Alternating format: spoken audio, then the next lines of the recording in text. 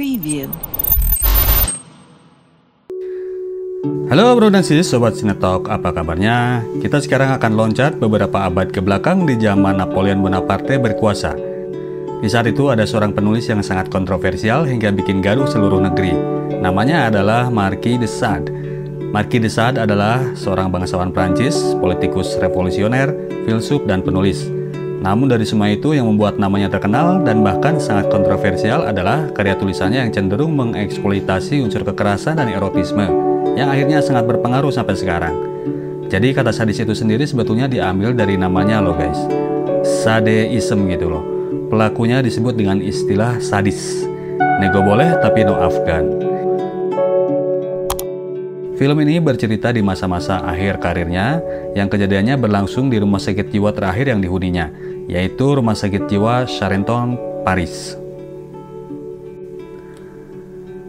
Rumah sakit jiwa ini dikepalai oleh seorang pendeta muda yang bernama Abbé de Comières. Susah banget nyebutnya, kita panggil dia Abbé aja. Tidak seperti di rumah sakit jiwa lainnya di Prancis yang saat itu masih memberlakukan hukuman dengan metode kekerasan. Bapak pendeta muda ini memberlakukan metode penyembuhan dengan pendekatan yang lebih humanis, di mana dia memperlakukan semua penghuni rumah sakit layaknya manusia yang beradab. Termasuk itu kepada Marquis.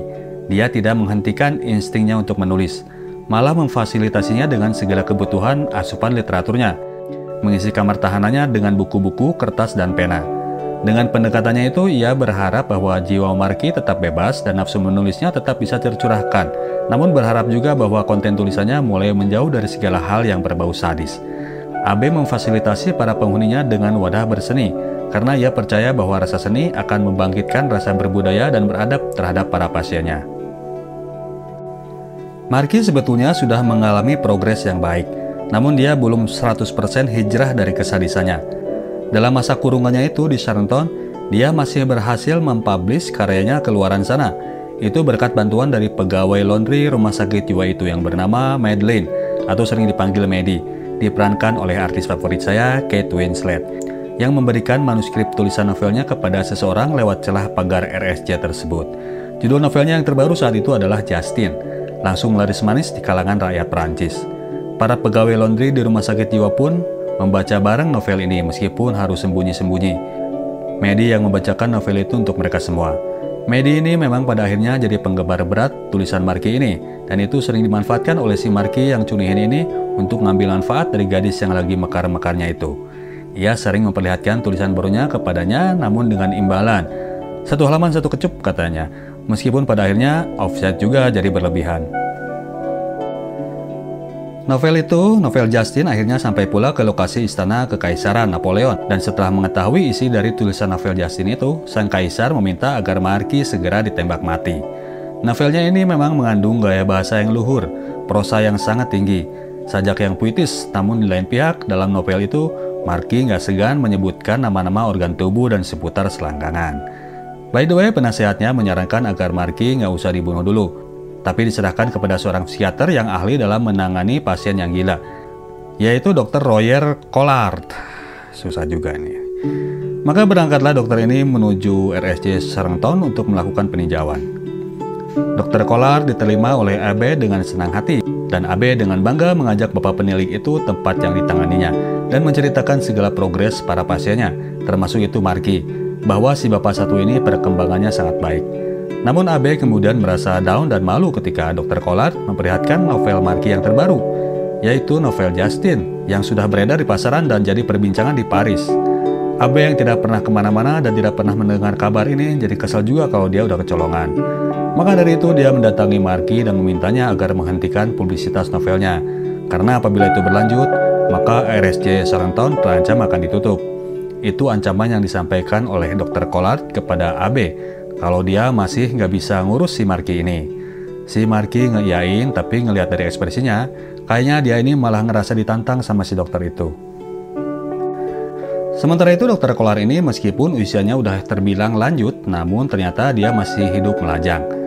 Kepada sebuah biara, ia meminta seorang gadis yang cantik untuk ia persunting. Saat itu umur Simone, nama gadis tersebut, baru menginjak umur 14 tahun. Tapi Dr. Collard merasa sudah waktunya ia menikahi gadis tersebut.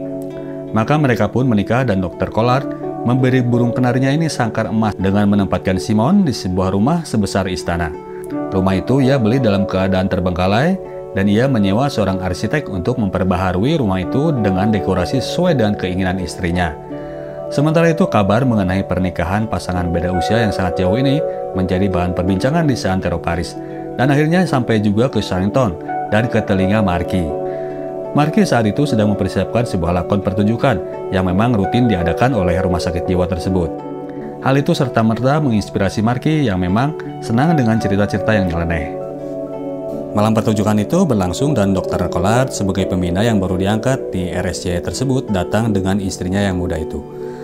Pertunjukan tersebut akan menampilkan lakon tukang sepatu seperti yang diumumkan di poster-poster acara tersebut. Alih-alih menampilkan lakon sesuai rencana, malam itu ternyata Marquis berubah pikiran. Ia sudah mempersiapkan lakon yang lain, yaitu cerita mengenai seorang bangsawan uzur yang menikahi seorang gadis muda. Sama persis seperti kisah pernikahan Dr. Collard yang ia eksplor dengan fiksi yang ia karang-karang. Melebih-lebihkan masalah pertemuan mereka dan urusan ranjang pasangan ini. Tentu saja suasana dalam teater pun jadi heboh dan memancing seorang penghuni RSJ yang bernama Buchon, seorang yang botak dan tinggi besar yang selama ini naksir sama Medi untuk melakukan tindakan tidak senonoh. Saat kehebohan di ruang teater itu terjadi, di belakang layar, Buchon mengambil kesempatan dan melakukan pelecehan terhadap Medi. Medi berusaha membela diri dengan menempelkan setrika ke muka Buchon, sehingga orang ini pun jadi histeris, kesakitan, dan memancing perhatian dari semua orang yang hadir di sana, termasuk penonton. Dr. Collard memarahi Abe bahwa apabila dia tidak segera mengurus orang sakit jiwa itu, maka ia akan melakukan tindakan yang drastis. Abe yang kembali merasa dipermalukan kali ini tidak ada kompromi untuk Marquis. Dia merampas segala fasilitas di kamarnya yang berfungsi sebagai alat tulis, kertas-kertas, tinta, dan pena bulu ayam, atau quills istilah Cianjurnya, milik si Marquis ini. Marquis ini gairahnya yang paling utama adalah menulis. Kepalanya sudah dipenuhi dengan cerita-cerita dan tokoh-tokoh yang menunggu untuk ia tumpahkan ke dalam tulisannya. Ia jadi merasakan hukuman yang sesungguhnya ketika alat menulisnya dirampas oleh Abe. Ia bahkan jadi menganiaya istrinya ketika istrinya itu datang menjenguknya tanpa alat tulis yang ia pesan. Istrinya itu makin stres dengan kelakuan suaminya tersebut. Ia mendatangi Dr. Collard ke rumahnya dan memintanya agar melakukan tindakan yang segera atas kasus suaminya ini. Ia tahu reputasi Dr. Collard sebagai penyembuh bagi orang sakit jiwa, dan istrinya ini meminta dokter itu untuk melakukan metode tersebut kepada suaminya. Marquis yang sakau segera pengen nulis ini, minta dibawain alat tulis juga sama Medi. Tapi kali ini Medi nggak berani untuk mengabulkan permintaan Marquis. Saat itu mereka berbincang ketika Medi mengantarkan makan malam Marquis yang berupa segelas wine dan 1 ekor ayam rebus. Ilham kemudian muncul di kepala Marquis ketika ia melihat bercak wine tersebut menempel di kain linen selimutnya dan tulang dari ayam yang hendak ia makan. Dengan berbekal alat tulis darurat itu, ia berhasil mencurahkan isi kepalanya menjadi naskah yang tertulis di lembaran kain linen tersebut. Ia kemudian memberikan kain berisi karya tulisnya itu kepada Medi yang rutin tiap hari datang mengambilkan kain-kain kotor dari para penghuni kamar. Medi sangat excited menerima kain tersebut. Ia membacanya dan menuliskannya ulang tulisan tersebut ke dalam kertas sambil membacakan cerita itu kepada ibunya yang ternyata suka juga sama cerita erotis itu. Dan kemudian ia kasihkan kepada si bapak publisher yang seperti biasa mengambilnya di antara celah pagar RSJ tersebut.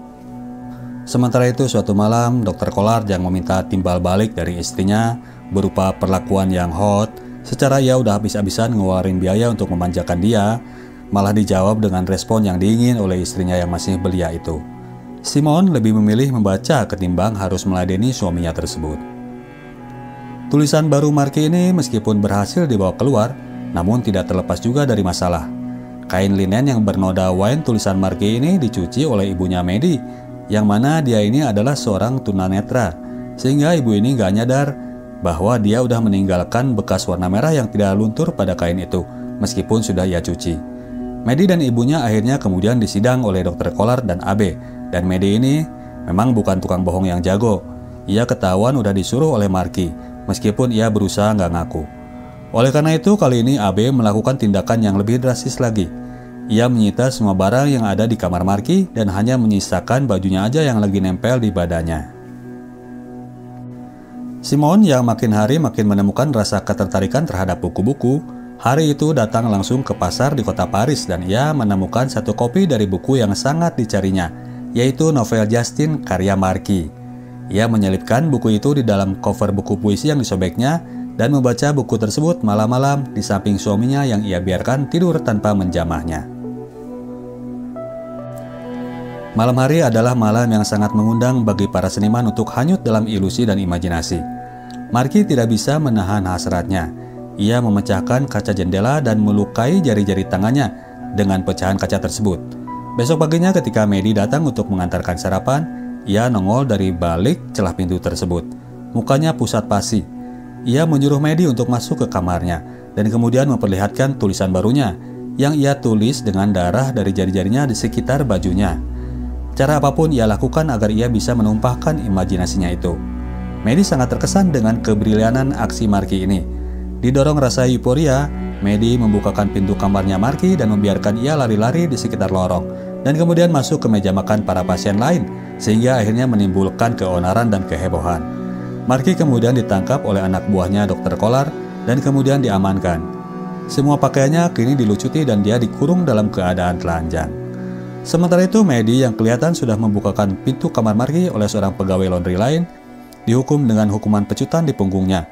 AB yang anti tindakan hukuman dengan cara kekerasan, menyelamatkan dia dari pecutan itu dan meminta dirinya yang dipecut sebagai ganti hukuman Maddie. Namun Dr. Collard menolak untuk melakukannya. Ia pun menghentikan acara pecut-memecut itu. AB sangat menyayangkan kenapa Maddie mau buat disuruh-suruh sama Marquis ini. Dia memutuskan untuk memindahkan Maddie dari fasilitas tersebut. Malamnya Maddie menyelinap dari kamarnya dan masuk menuju kamar AB. Ia meminta agar ia tidak dipindah dari Charrington, karena ia tidak mau jauh-jauh darinya. Ia menyatakan perasaan cintanya kepada AB. AB pun sebetulnya menyimpan rasa tersebut. Namun sebagai penganut Nasrani yang taat, ia menolak untuk terhanyut kepada perasaannya dan menepis godaan dari gadis muda itu. Ia meminta Maddie untuk keluar dari kamarnya. Sementara itu di rumah Dr. Collard yang masih belum beres perampungannya, sang arsitek meminta kepastian dari Simon, tipe tirai seperti apa yang ia inginkan. Apakah tirai dari kain sutra asli Cina atau motif Italia? Simon yang udah merampungkan novel Justine itu gak milih-milih tipe-tipe tirai itu. Ia lebih menginginkan seseorang yang bisa melatihnya melakukan adegan-adegan di novel Justine. Ia sudah menghafal semuanya katanya. Maka mereka pun mempraktekkan adegan-adegan di novelnya Marquis itu dan kemudian melarikan diri dari Prancis, meninggalkan Dr. Collard dengan sarang emasnya yang selama ini tidak membuatnya bahagia. Dr. Collard marah ketika melihat pesan yang ditinggalkan Simon, dan lebih marah lagi ketika kemudian ia melihat bahwa buku yang selama ini dibaca oleh burung parkitnya itu ternyata adalah buku karangan Marquis. Kali ini dengan motivasinya yang lebih tinggi, Dr. Collard melaksanakan terapi penyaksian itu kepada Marquis. Sisaan itu berhasil mengalahkannya, namun tidak berhasil mengusir setan yang ada dalam dirinya. Menyadari bahwa malam itu mungkin adalah malam terakhirnya di Charrington, Maddie meminta Marquis memberikannya satu cerita lagi sebelum ia pergi meninggalkan tempat itu. Cara yang dilakukan saat itu adalah dengan membisikkan kalimat per kalimat estafet dari kamar yang saling bersebelahan dengan kamar Marquis, terus sampai ke ujung lorong di mana di kamar terakhir yang merupakan gudang penyimpanan kain-kain linen tersimpan, Maddie menunggu dengan penanya untuk menuliskan kalimat yang disampaikan oleh Marquis dari ujung sana. Kamar terakhir yang bersebelahan dengan kamar Maddie adalah kamar yang dihuni oleh Bouchon. Maka dari itu modus itu dilakukan oleh Marquis menuju kliente, diteruskan kepada Daupang yang seorang pyromania alias pecinta api, lanjut ke kamarnya Flanval dan terus ke kamarnya Bouchon, si botak yang gatel berat sama Maddie. Operasi itu terus berlangsung sampai akhirnya para orang-orang yang terganggu mental itu jadi terhanyut oleh kalimat-kalimat prosa tersebut. Bouchon dan Daupin jadi terangsang. Yang satu oleh kalimat-kalimat erotiknya Marquis yang ia sampaikan kepada Maddie sambil melihat Maddie yang terlalu sibuk menulis. Ia melupakan belahan dadanya terekspos pada penglihatan Bouchon. Dan yang satu lagi oleh kalimat yang mengandung kata-kata api. Kata-kata itu terus terngiang di kepala mereka. Dauphin mengambil lilin dari kamar Flanval dari balik tembok kamarnya, lalu melemparnya ke atas kasurnya dan menyebarkannya ke kamar-kamar di sebelahnya. Kehebohan pun terjadi karena kebakaran itu semakin besar. Para penjaga pun turun tangan dan berusaha mematikan api itu yang terus dinyalakan oleh Dauphin. Sementara dalam kondisi chaos tersebut, Bouchon kembali mendapat kesempatan. karena perhatian orang saat itu lagi tertuju pada api yang sedang menyala di sekitaran lorong. Busong menyergap Medi dan melakukan tindakan sadis yang ia serap dari kalimat terakhir yang ia dengar, yaitu yang menggambarkan adegan pencabutan lidah terhadap seorang gadis. Suasana keos menjalar ke seluruh bangunan. Semua penghuni keluar dari kamarnya, tidak terkecuali Dr. Collard. Dia mendengarkan teriakan Medi yang sedang dianiaya oleh Busong, tapi Dr. Collard membiarkan penganiayaan itu terjadi. AB datang kemudian dan ia melihat ruangan inventory tersebut sudah acak-acakan dan bercak darah menetes di sekitaran meja. Ia melihat kertas-kertas yang ditulis oleh tangan Medi. Ia kemudian mencari-cari Medi dan menemukan Busong yang sedang melarikan diri dengan badannya bersimbah darah. Tubuh Medi ditemukan oleh AB di dalam tangki pencucian spray penghuni penjara dengan keadaan sudah terbujur kaku. Efek dari kejadian itu, kini Dr. Collard yang mengambil alih peran sebagai pemegang keputusan di lokasi tersebut. Busong dihukum dengan cara penyiksaan. Marky yang secara tidak langsung menjadi pemicu kejadian itu dikurung di tahanan bawah tanah, dan lidahnya pun diambil dan dipotong agar tidak lagi mengeluarkan hasutan dan perkataan yang mencelakakan. Namun hal itu ternyata masih tidak berhasil membungkamnya. Dengan kotoran dan darahnya, ia tetap menulis di dinding ruangan tahanan itu. Kondisinya sudah sekarat karena pendarahan yang hebat dari mulutnya. Dari kondisi di ujung maut itu, AB mengunjunginya. Ia yang merasa telah gagal menyelamatkan jiwa Marky semasa hidupnya, kali ini tidak ingin gagal menyelamatkan Marky membawanya ke alam fana dengan damai. Ia berusaha mengucapkan doa permohonan maaf dan membawa kalung salib agar diciumi oleh Marky. Namun bangsawan yang udah kadung sesaat ini malah melahap kalung besi itu hingga ia tersedak dan menegang nyawa karenanya. 1 tahun kemudian, Sorrington sudah resmi diambil alih oleh Dr. Collard dan kini mereka sendiri memproduksi secara resmi buku-buku hasil karya Marquis de Sade. Mereka memperkerjakan para penghuni RSJ yang masih bisa dikendalikan dan mempergunakan hasil penjualan buku-buku tersebut untuk mengurusi tempat mereka sendiri. AB yang kondisinya masih terguncang setelah kejadian tahun lalu dikurung di kamar yang dulu ditempati oleh Marky. Kini ia jadi sangat kebelet untuk menulis, namun Dr. Collard tidak memberikan akses itu. Lewat bantuan ibunya Medi, ia mendapatkan kertas, tinta, dan pena agar ia bisa menuliskan apa yang pernah terjadi di tempat mereka atas nama Medi, anaknya. Demikian guys, endingnya memang jadi tragis banget. Ada beberapa adegan yang menjadi perdebatan dalam film ini, yang diragukan keakuratannya oleh beberapa pihak sejarawan, seperti sosok seorang AB yang katanya aslinya adalah pendek dan bungkuk, dan tentang proses kematian Marky. Namun memang dokumentasi resmi mengenai kejadian ini tidak banyak beredar, sehingga sulit untuk mencari pembanding dari alur cerita film yang kita papar barusan. Tapi semuanya tidak menutup fakta tentang sosok seorang Marquis de Sade, bahwa dialah salah seorang tokoh literasi kontroversial yang pernah ada di alam dunia. Kita cabut dulu, sampai ketemu di cerita kita selanjutnya. Ciao!